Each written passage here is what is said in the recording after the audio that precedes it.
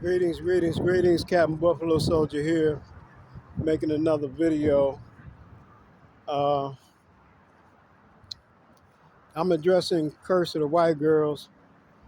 Uh, First of all, I'd like to say uh, to my son Lamar,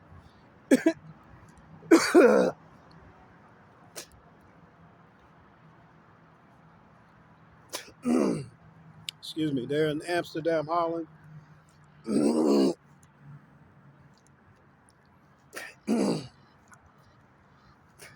Excuse me, on the other side of the Atlantic Ocean. You hit this Dr. Pepper.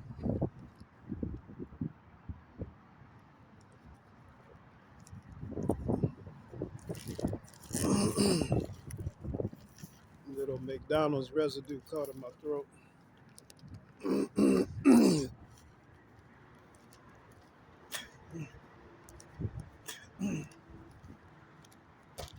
Excuse me. So, yeah, so Lamar Ross, your father is calling you. I'm down to 5% power. Maybe I can get a jump here shortly. But yeah, so my son Lamar, I'm looking to relocate you. You know, you got your business in your mother's house, and you're living in your auntie's ex-husband's apartment. She's using you as a placeholder, so this African ninja can come when she sends for him to visit his children, that he have a place to stay, that she don't have to take him into her house.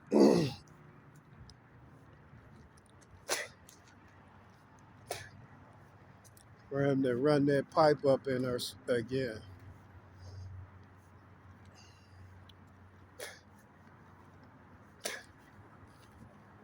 She uh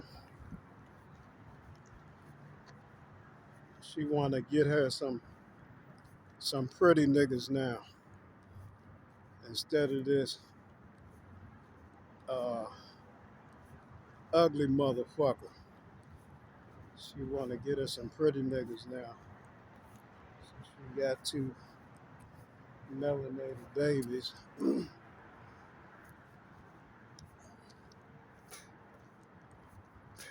She wanna pick and choose from the black man's she have available to her. She wanna get her something nice to look at. Uh, Believing she got options. Anyway, son, you being used.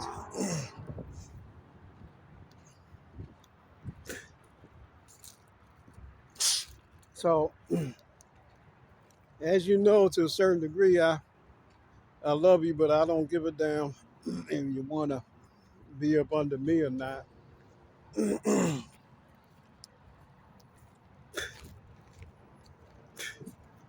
But as your father, I owe you an opportunity.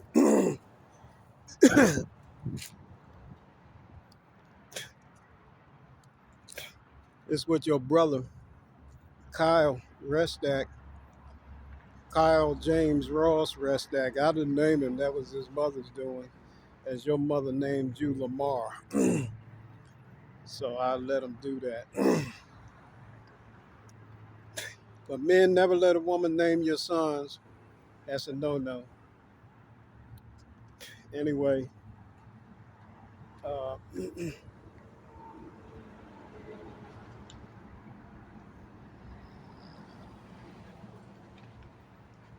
yeah, so you can come here and live the rest of your days here in the United States, and go visit Holland Uh, One of the things that really got on my nerves is how your mother cried when taking her sister to the airport.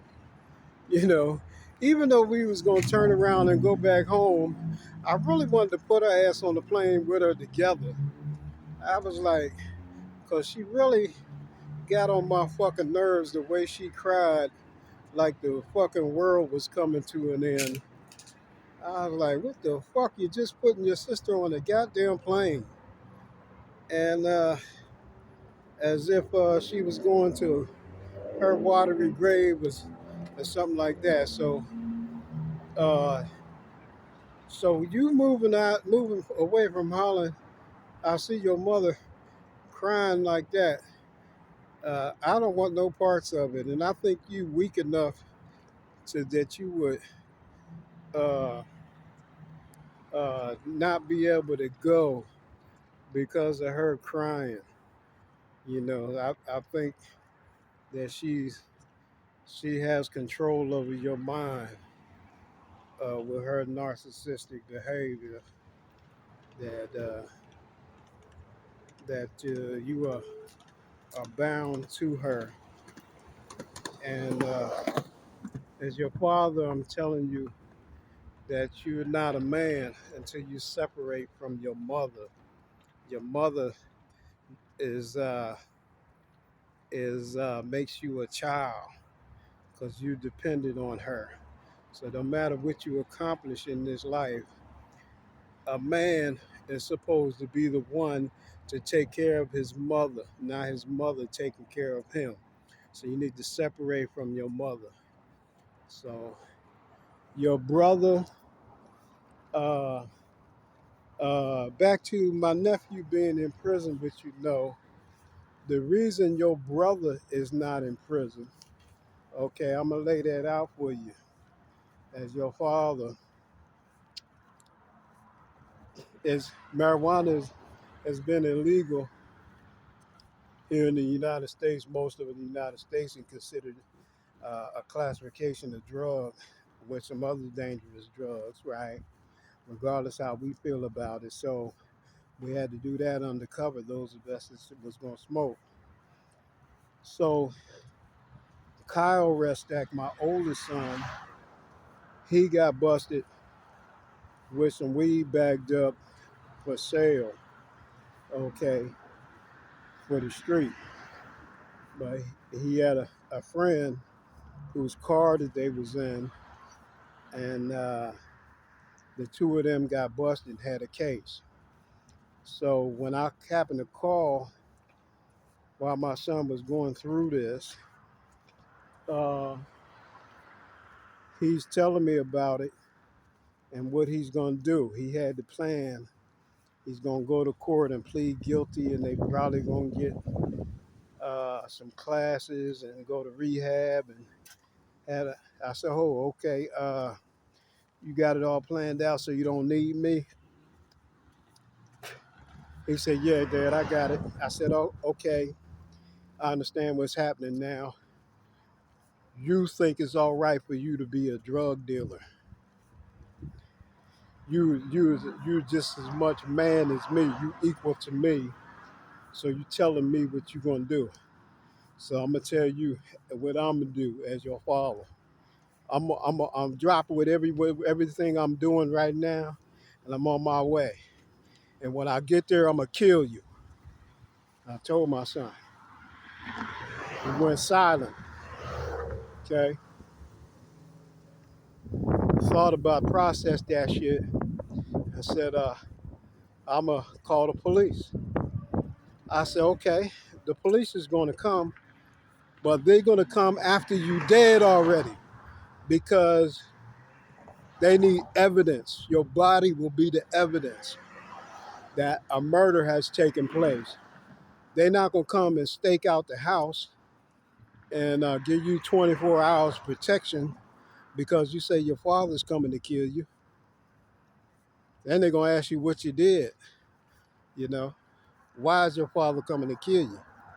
You know, so he thought about that for a minute. Then he said, okay, what are we going to do? I said, oh, we father and son again? He said, yeah. I said, okay, this is what we going to do. Okay. And to plead not guilty and go the opposite of that, like I said. You don't never plead guilty to nothing. You know, we was born into guilt without having to have committed a crime. So we get away with some shit. It's some shit that they owe us anyway. You know what I'm saying? So I don't feed into none of that bullshit of what white folk are talking about justice and what the laws say. You know, we got to judge that from the street, the right and wrong of it, or whether some debt need to be paid, and let God do it on the back end. You know, you reap what you sow. So I let my son know that I was justice, so he didn't have to. He he should fear me more than the law, than the police, because I'm coming for life. I'm coming to bring death. I'm very serious about that because I'm the one that give you life. So when you kill somebody, that's the same for me. That's the same as me killing them because you come from me. You know what I mean? So my nephew was unable to have any teaching from me in this area and understanding to be able to extract something honorable from my philosophy because when he was uh, young younger and like the third grade, my sister was trying to teach him mathematics, and she had the book in one hand and the switch in the other. And I try to explain to her that he's not able to get any information, let alone retain anything that you're trying to teach him, because the technique is not learnable. It's insanity, actually. And I told my sister, what you're doing is you breaking his mind. And she said, well, that's the way mom taught you. And you, you turned out all right. I was in my 30s then, and I was traveling around the world. I was a commercial fisherman. And because I could get my hand on a few $1,000s every once in a while, uh, she interpreted that as being successful. And I had to explain to her that I was also fucked up in the head, and because I was uh, an intellect also, because I was intellectually strong, I was able to compensate for my shortcomings and the damage that was done. I recognized the damage that was done and began to, from the very beginning, was I made some attempts to make some repairs uh, to my mind, so I didn't give in to what she was talking about.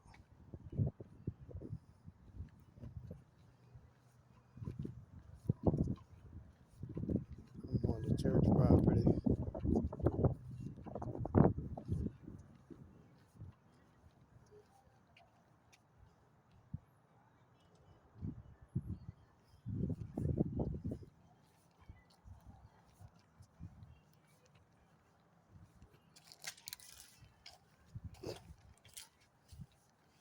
Is there a children's activity today?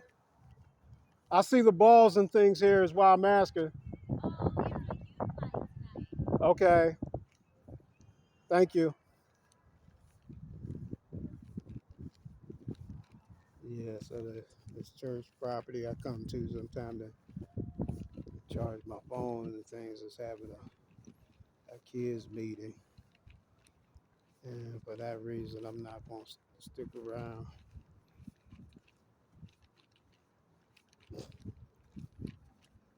I forgot it's Wednesday night. Wednesday night is kids' night. And the white man do things opposite the way we do it in the black church. That we have services on Wednesday night for adults.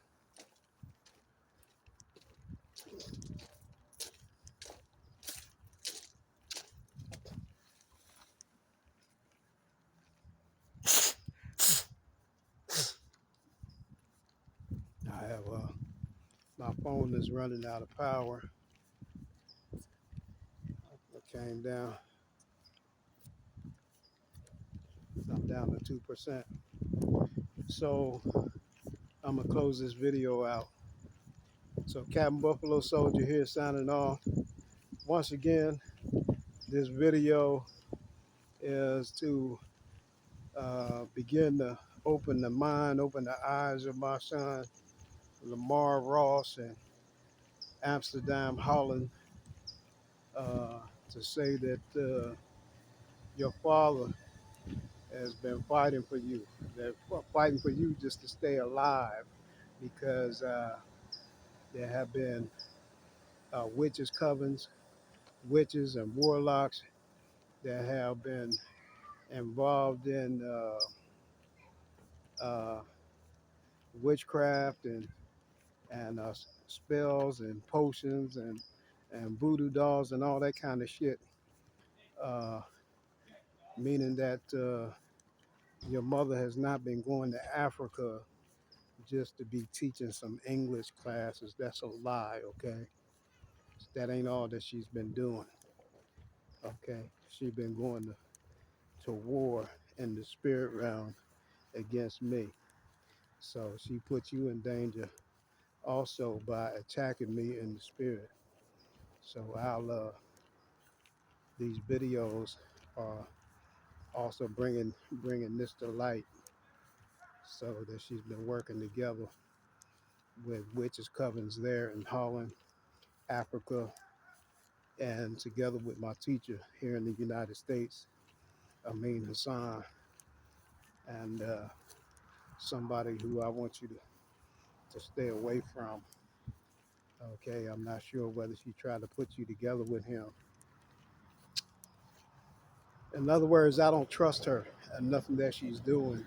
So because of the attacks that she, all these people, and including her sister, have been doing, okay, uh, uh, they will have to pay a price for that, meaning that uh, everything that they meant for me is coming back to them.